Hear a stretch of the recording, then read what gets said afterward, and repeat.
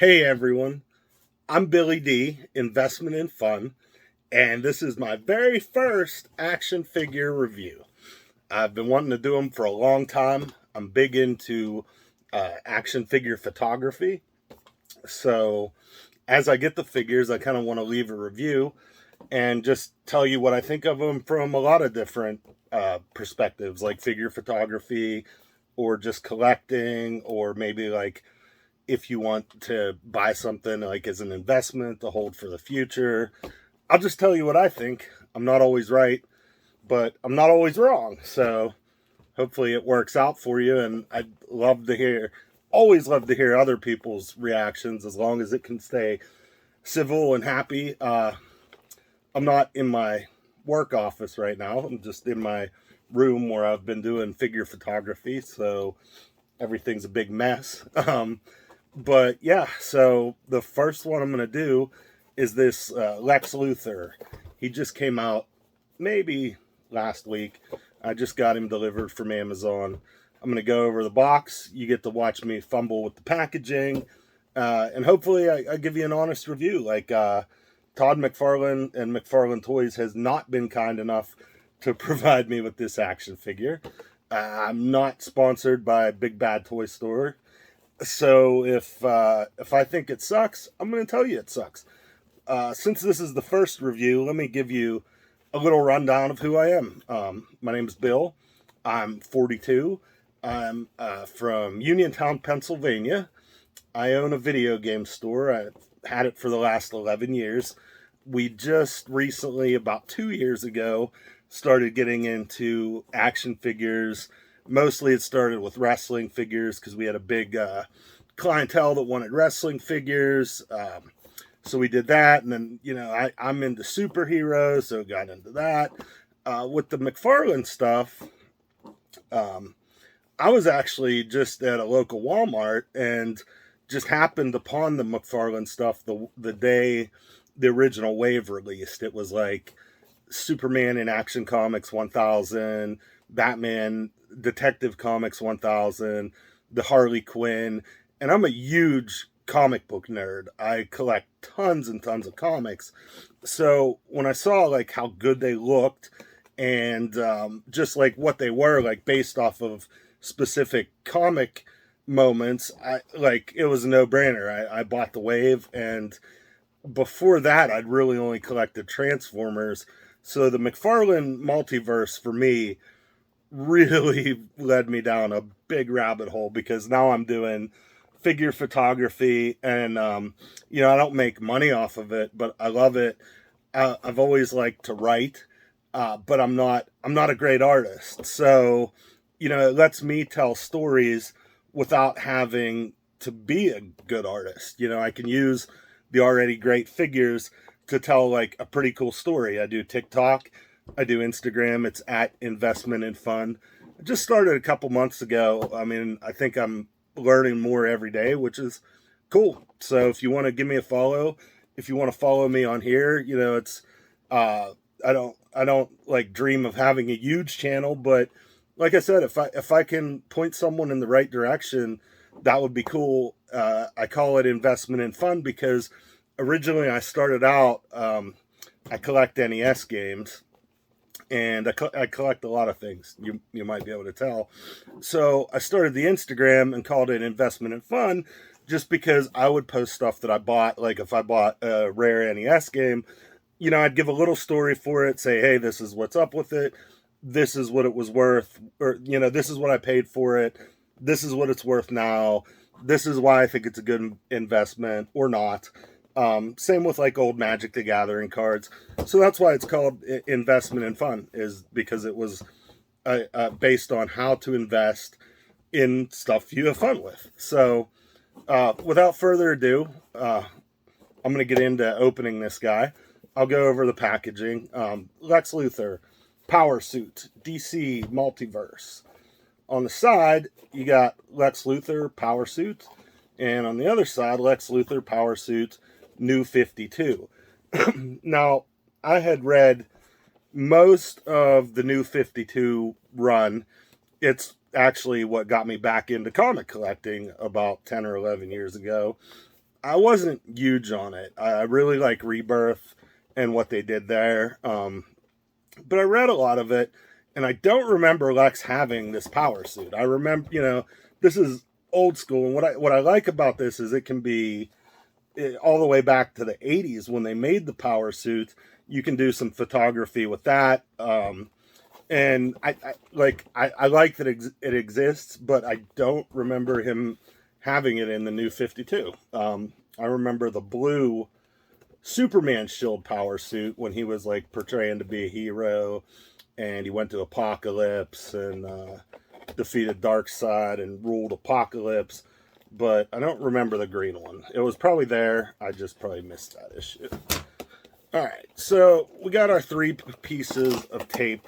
Oh, and on the back there's the rest of this wave, I guess. I don't think it's actually this wave, but here's some stuff you can buy. King Shazam, which is a cool figure. The Wonder Woman, which is... this is the McFarlane created Wonder Woman. It's a cool figure. Shriek from Batman Beyond, cool figure. Dr. Fate, which is a really one of my favorite figures. And the Bat Cycle, which is one of the few things from McFarlane I've passed on, because it's from White Knight, the White Knight arc. And I really like that arc, but as far as like figure photography, it just seems like such a specific thing, and I don't think it looks good with anything but like the White Knight or Dark Knight Return stuff. So, if I ever have use for that, I'll pick it up, but I haven't so far. He's not too bad to get out, luckily. Usually I screw this up somehow. Okay. So, in the back, as always, you get your trading card, you get a little plastic display stand, which is kind of a joke, but I'll get to that. The card is just a smaller print of this, which is really cool artwork. It's Lex with the power suit standing on, like, probably whatever the power suit was in, and there's a bunch of skulls down there. It's really, really cool artwork. I never take the cards out.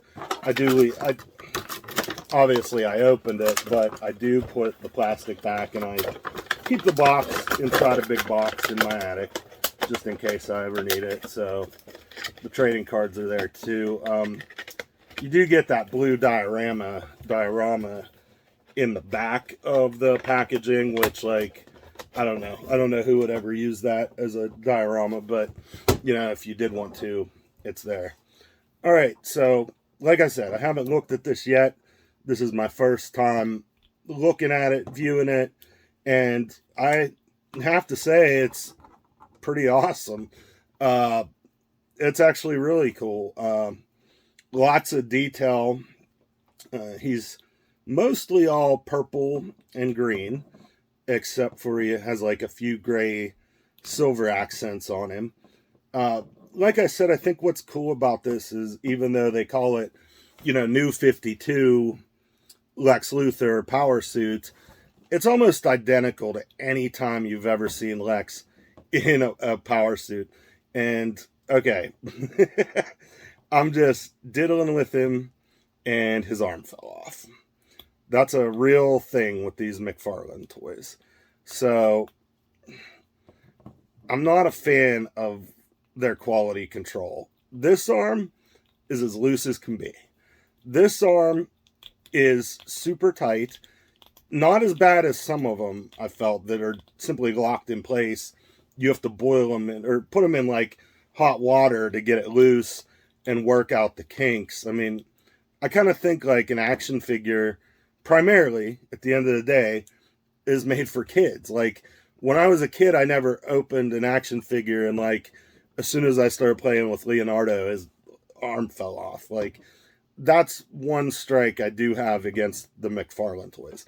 They look amazing as displays, as toys, but if you're an actual kid that wanted to play with these, they're kind of struggling, because okay, here his ankle super tight, and the feet on these are always like really awkward. He does bend at the ankle. You can move them left and right, which is cool, a little bit anyway. it's just the rubber they use on these makes it like so hard to pose. This right or left ankle, I'd probably have to put this in water just to get it freed up to where it can bend left or right, because right now I'm putting a lot of force into it and it does not want to move. So, but this ankle, you can see it does. It moves fine. So anyway, there's that. You got the up and down rocking, 22 points of articulation. You got his knee, which is double jointed, and obviously that means there's 2 joints. So instead of like a regular figure where you can bend it back that far, you can go the whole way back. So that's, that's one really nice thing that McFarlane does on most of their figures. Arms, you got the wrist. It moves back and forth. At the bicep, where I pulled it off, that moves back and forth. Both arms are really good so far. Shoulders, boom. Shoulders move, but you got to be careful because that will happen. You can probably hear like how tight it is. Like, I mean, and like I pulled his arm off, but it's not really a big deal. I mean, it just goes back on, but it's really loose. Like for whatever reason, like this arm's tight here and loose at the shoulder joint. This one is really loose here and mega tight at the joint. The detail in his suit is awesome. It looks fantastic. The detail on his head is amazing. Let me give you a super close up. Sorry, I got my overhead light on. This is my first review, so cut me some slack. But let me see. Yeah, it looks good. Trust me, it looks good. His back, same thing. Does he have? Oh yeah, he has.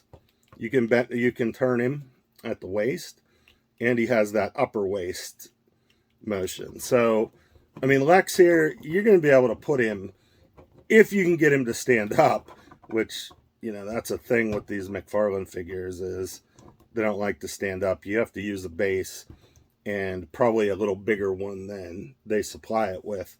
He doesn't come with any weapons or anything, which is kind of a bummer. I mean, he in the box, he's like in this pose, like he's holding a big spear or something, but there's actually nothing in there, I don't think.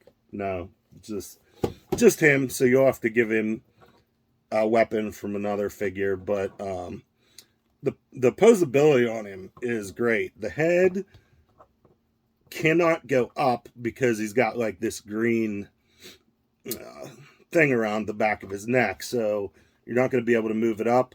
You can move it down, and it goes all the way left until it bumps into that green collar, all the way right. So that's cool. I like that the green collar hides the separation between his neck and head. A lot of bald characters have like this huge back of their head sticking out, but this one hides it. He does come with 2 hands, which is nice. The McFarlane, what they've been doing, I've seen, is there's 2 types of hands. There's hands like this, which they just pull off, and then there's a peg for it down there. Other ones are kind of like on this ball joint, and you can't really swap them. It's kind of hard to explain how they do that, but like the Wonder Woman, I know for a fact, the Harley Quinn, you cannot interchange their hands, but with this one you can. It's on this peg, and this is just, I mean, for better or worse, how McFarlane toys are. Like, they're super stiff, they're super loose, they look fantastic, but it's not the perfect action figure, but it's only $20, so it's hard to come to too much fault with that. So for his right hand, you get, basically, as weird as it is, he just has 2 open hands. He's got the C-clamp, the standard old C-clamp hand, and then he's got like a, his other hand is also like an open hand, but it's more of like that, like Lex being a jerk like that. I've got the power kind of hand, which is a pose I like to use in photography, so that's cool. As far as his left hand, he's got standard old C-clamp hand, and he's got a fist, so always good. He can go toe-to-toe with Superman with his fist hand here. So,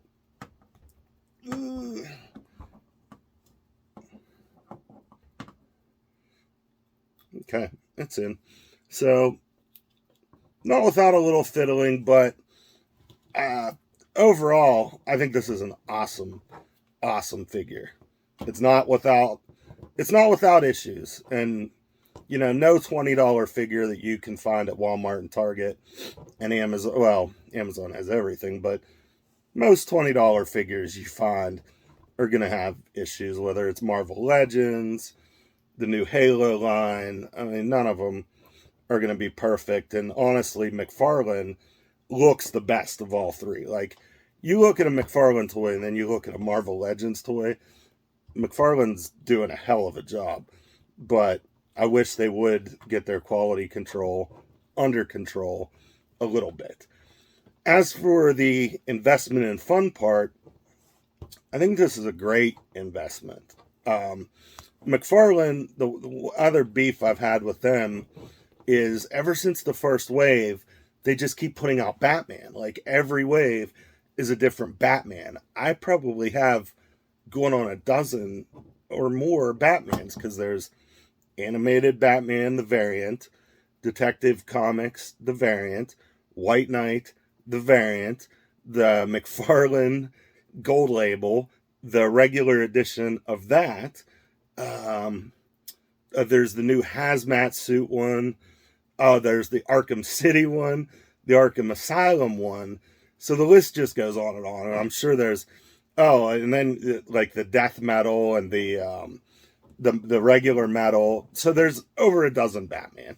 McFarlane's been doing this about 2 years, and we have well over a dozen Batman figures, and it's probably a good bit over a dozen. But we have 2 Flashes, which are identical, one that came in the 2-pack, and then the other one, then the Injustice Flash, then the white version of the Injustice 2 Flash. So a lot of stuff has been getting remade, but there's hardly any villains. Like, there's the metal, there's all the Batman alternate universe figures from metal, which is great, but like, not a lot of people know the story of metal. Like, everyone knows Lex Luthor, and most people, the power suit's super iconic, but how many people know who Dawnbringer is? Like, it's only us hardcore fans. So I'm ecstatic to get a Lex Luthor. And I know there's another version, the Superman suit. I haven't even ordered it yet, but rest assured, I will. I'm super pumped with this. There's a lot I can do. There's only a handful of other villains. Like, well, Joker, there's a lot of Jokers, Harley Quinn, but there's like no Black Mana, no Reverse Flash yet. It's coming.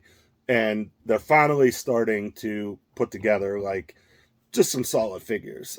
There is Grodd, that's Injustice, but point being, there hasn't been a lot of diversity in what they're making. So that's really good to see. I only grabbed 2. I don't have my Action